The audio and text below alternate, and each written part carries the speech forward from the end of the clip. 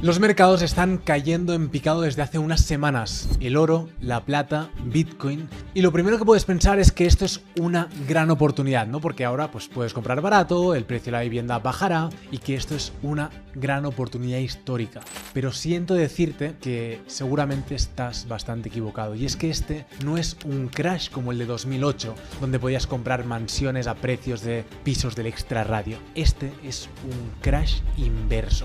La burbuja no está en el sector inmobiliario, sino que está en las grandes tecnológicas. Y si no espabilas ahora, todos tus ahorros van a perder su valor en los próximos meses y años. Así que en este vídeo te vamos a explicar cómo protegerte de este crash que se acerca, cómo lo veo yo, y además incluso salir ganador. Para entender lo que puede venir en 2026, primero tenemos que entender algo muy importante. No todos los crashes son iguales, y es que en 2008 la crisis fue una crisis de deuda inmobiliaria. Los bancos habían concedido hipotecas a personas que no podían pagarlas y esas hipotecas se empaquetaron como productos financieros seguros y se vendieron por todo el mundo. Cuando la gente dejó de pagar, el sistema entero colapsó. Y según datos oficiales de la Reserva Federal y del Fondo Monetario Internacional, el FMI, el mercado inmobiliario en Estados Unidos cayó más de un 30% en muchas zonas y el sistema bancario necesitó rescates multimillonarios para evitar un colapso total.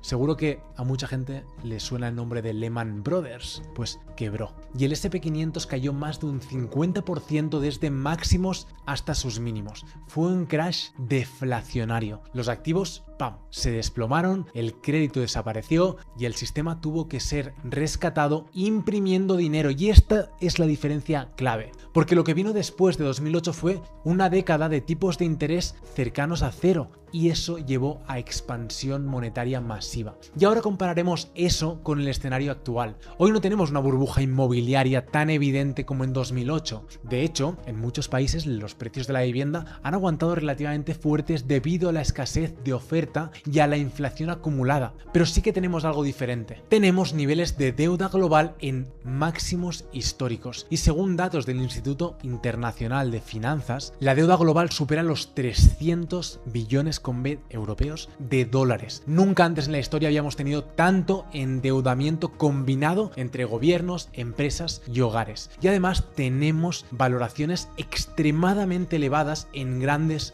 tecnológicas, en empresas del Nasdaq. Si revisas los múltiplos PER de algunas compañías del Nasdaq, en los últimos años verás que muchas han cotizado a niveles históricamente altos comparados con las medias de décadas anteriores. Y eso nos lleva a algo distinto. El riesgo actual no es necesariamente que los precios de las casas se desplomen como en 2008. El riesgo es que estemos frente a un ajuste de valoración en activos financieros inflados por años de liquidez barata. Y aquí viene la diferencia fundamental. En 2008, el problema fue la deuda privada inmobiliaria. En el entorno actual, el problema potencial está en la deuda pública y en activos financieros que dependen de que el dinero siga siendo barato. Si los tipos de interés se mantienen elevados durante más tiempo del esperado, algo que los propios bancos centrales han insinuado en distintos comunicados oficiales, entonces el coste de refinanciar esa deuda se va a disparar. Y cuando el coste del dinero sube, las valoraciones que dependen del crecimiento futuro se comprimen, se reducen.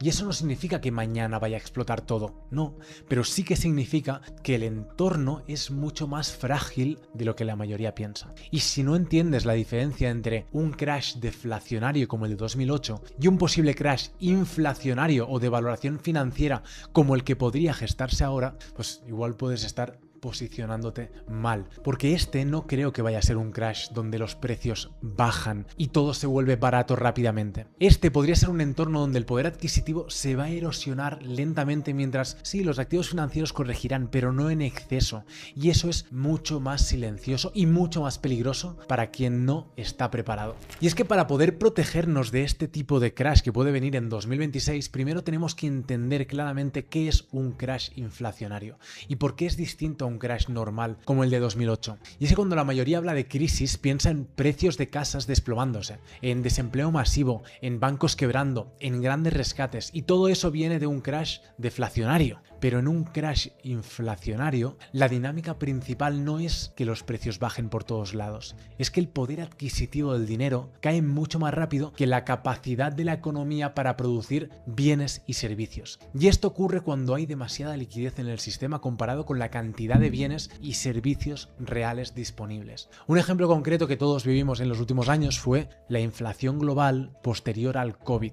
Según datos de la Oficina de Trabajo de Estadísticas de Estados Unidos, el índice de precios al consumidor, el IPC, alcanzó un máximo de 9,1% en junio del 22, algo que no hayamos visto desde los años 80. Eso significa que los precios subían casi el doble cada año, mientras que los salarios, mirarlo vosotros mismos, en muchos sectores no crecían al mismo ritmo ni de lejos. Y ese periodo no fue solo precios subiendo, fue dinero perdiendo valor de forma acelerada. Nuestros euros, nuestros dólares cada vez compraban menos. Y aquí entra la idea de un crash inflacionario. No es solo que los activos financieros puedan perder valor nominal, que lo perderán, es que pierdes poder de compra incluso si el activo no cae, simplemente porque el dinero tiene menos valor real que antes. Y esto lo puedes ver en el dato del déficit presupuestario de Estados Unidos. Después de la pandemia, el déficit superó los 2,8 billones de dólares en el 21 y en el 20, según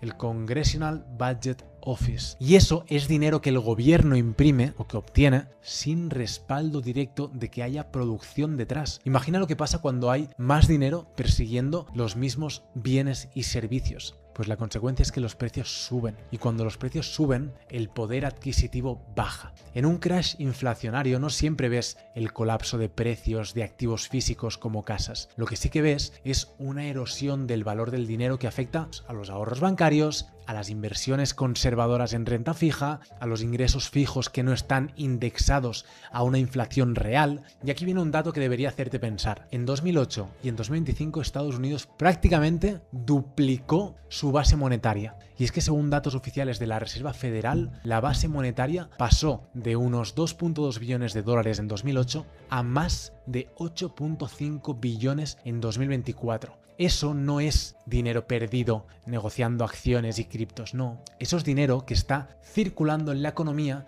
y mucho de ese dinero se ha traducido en inflación. Y cuando la base monetaria se expande tan rápido, lo que suele ocurrir es que los precios de los bienes reales suben con el tiempo. Y el valor del dinero que tienes guardado, pues compra mucho menos. Por lo tanto, está bajando. Aunque tengas 10.000 euros en el banco, tus 10.000 euros compran mucho menos. Y eso es justo lo que muchos economistas llaman una forma silenciosa de crash inflacionario. No hay un colapso brusco de precios en todos los sectores, pero tu dinero vale cada vez menos, cada año menos. Y eso tiene implicaciones enormes. Si mañana tus ahorros bancarios siguen estando en una cuenta que rinde al 0,5% anual, pero los precios suben alrededor del 5 o el 6%, en realidad estás perdiendo ese 5,5% o ese 4,5% a tu capital, porque el poder de compra de tus ahorros cae. Y ese es el peligro real de un crash inflacionario, que no es algo que se nota en el día a día de los valores del mercado. Y es que los datos lo demuestran. El CPI, el IPC en inglés de Estados Unidos, en 2022 estaba al 9,1% y es el máximo que no se veía desde los 80. La base monetaria de Estados Unidos multiplicada casi por 4 desde 2008 hasta el 2024. Los déficits públicos en récord en múltiples economías superavanzadas. Y eso nos lleva a una conclusión súper importante. Un crash inflacionario no se corrige solo con caídas de precios de activos financieros. Se corrige con políticas monetarias mucho más agresivas, que a su vez pueden desacelerar la economía y crear recesión. Y la combinación de inflación alta con un crecimiento económico bajo es una de las situaciones más peligrosas para el ciudadano medio. No solo pierdes dinero nominalmente, como tal, sino que pierdes poder adquisitivo real. Y eso afecta a tu vida cotidiana, a los alimentos, a los servicios, a la energía. Afecta también a tus inversiones conservadoras, a los bonos, por ejemplo, a las cuentas de ahorro. También a tu capacidad de generar liquidez sin perder valor. Y este es el tipo de crash que podría estar gestándose si ciertas tendencias macro se confirman en 2026. Ahora bien, hablar de un posible crash financiero suena fuerte, pero aquí no estamos para hacer ver películas, estamos para mirar los datos y ver cómo actuar ante ellos. Así que la pregunta es muy simple. ¿Hay indicadores objetivos que apunten a un entorno de riesgo inflacionario estructural? Pues la respuesta es que sí.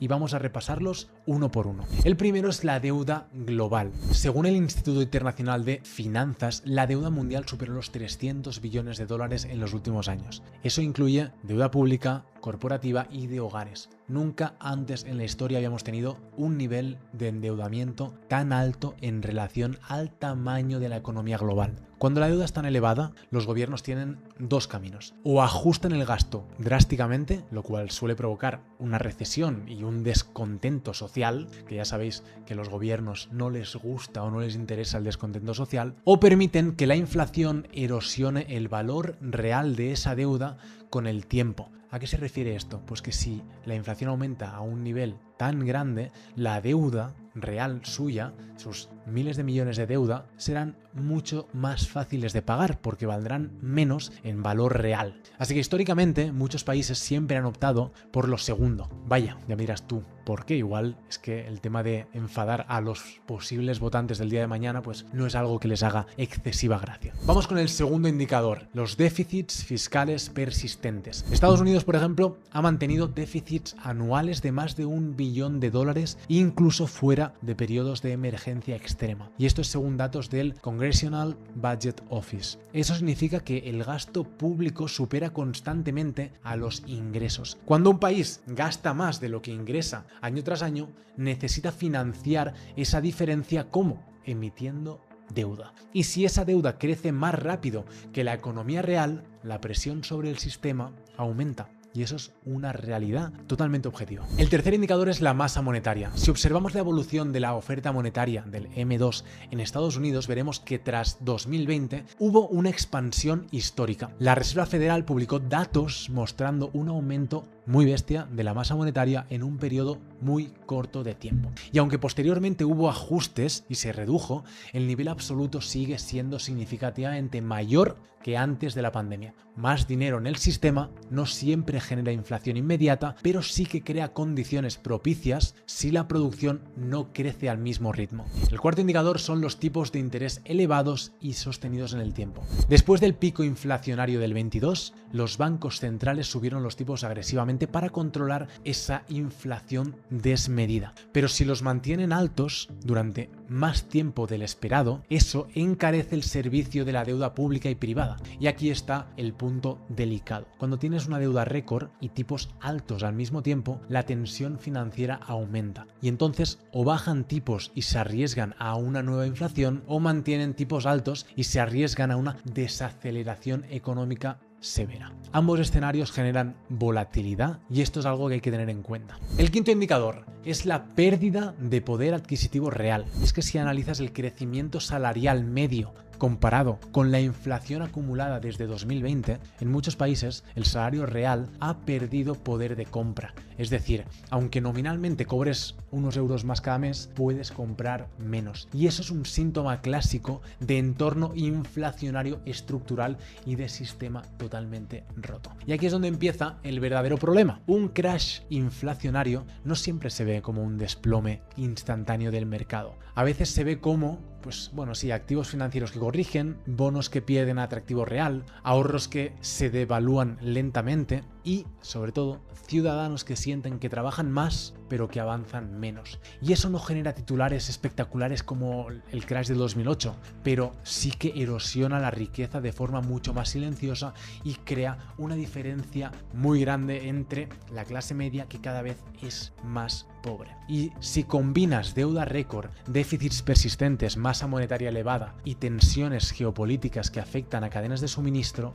el cóctel es cuanto menos delicado. Y no estamos diciendo que el sistema vaya a colapsar mañana, pero sí estamos diciendo que los fundamentos macro son mucho más frágiles de lo que aparentan los índices bursátiles en máximos históricos. Ya se habla de que puede que estemos llegando a ese nuevo orden mundial. Y cuando el sistema es frágil, los ajustes pueden ser rápidos y severos. Y ahora vamos con la estrategia para protegernos. Si todo lo que hemos visto hasta ahora tiene algo en común, es esto. es que el problema no es solo que los mercados puedan caer, el problema es que el dinero puede perder valor. Y cuando el dinero pierde valor, lo que necesitas no es simplemente una inversión, necesitas activos que tengan escasez estructural. Porque en un entorno donde la deuda crece, la masa monetaria se expande y los déficits son persistentes, el activo que históricamente mejor ha protegido el patrimonio es aquel cuya oferta no puede manipularse fácilmente. Y esto suena de algo, ¿no? Pues sí, efectivamente durante siglos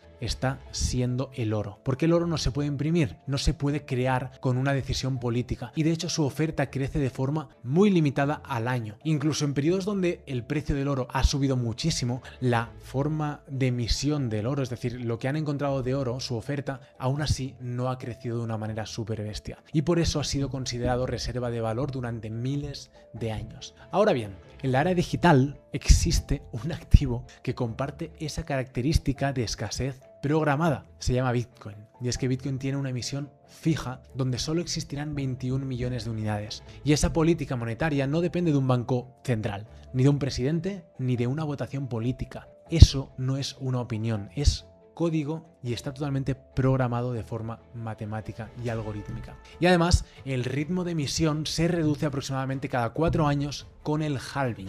Es decir, la oferta de nuevos bitcoins que salen a mercado o que entran en circulación cada 4 años es cada vez menor. Y en un mundo donde la oferta de dinero fiat ha crecido de forma histórica y me sabe mal decirte que no tiene pinta de que vaya a parar, pues tener exposición a un activo con una oferta limitada cambia completamente el enfoque estratégico. No significa que Bitcoin no sea volátil, obviamente que lo es, hemos vivido una caída de un 50%, claro que lo es. No significa que no pueda caer, pues eso, un 50, un 20, un 30 en momentos de tensión. Puede hacerlo, sin duda, pero en un escenario donde el verdadero riesgo es la erosión del poder adquisitivo a medio y largo plazo, la escasez se convierte en una herramienta de protección. Y aquí es donde quiero que entiendas algo súper importante. No se trata de apostarlo todo, no se trata de actuar con miedo, se trata de posicionarte inteligentemente, diversificar bien tus activos y donde hay entornos inflacionarios estructurales, los activos escasos tienden a comportarse mejor que el efectivo parado a largo plazo. Y eso ha ocurrido históricamente con el oro y cada vez más inversores están empezando a analizar Bitcoin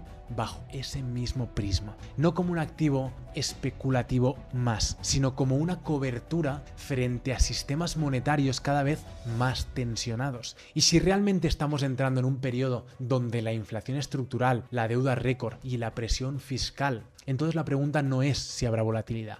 La pregunta es, ¿dónde quieres tener tú tu patrimonio cuando el poder adquisitivo siga deteriorándose? Y aquí es donde entra la parte práctica, porque entender el contexto macro es el primer paso, pero ejecutar bien es lo que marca la diferencia. Y de hecho, esto es lo que enseñamos exactamente cómo estamos estructurando nosotros nuestras posiciones, cómo combinamos esta gestión del riesgo con exposición estratégica a activos escasos como Bitcoin y cómo puedes empezar desde cero, incluso con poco capital, para proteger y hacer crecer tu patrimonio a largo plazo. Así que si esto es lo que buscas, te he dejado una masterclass gratis de 15 minutos en la primera línea de la descripción. Es completamente directa, sin tecnicismos innecesarios y totalmente práctica. Te enseñamos paso a paso cómo copiar y ejecutar lo que estamos haciendo nosotros para generar un sobresueldo independientemente de cómo esté el mercado y sobre todo creándolo a largo plazo, porque el sistema puede tensionarse, porque los ciclos pueden cambiar,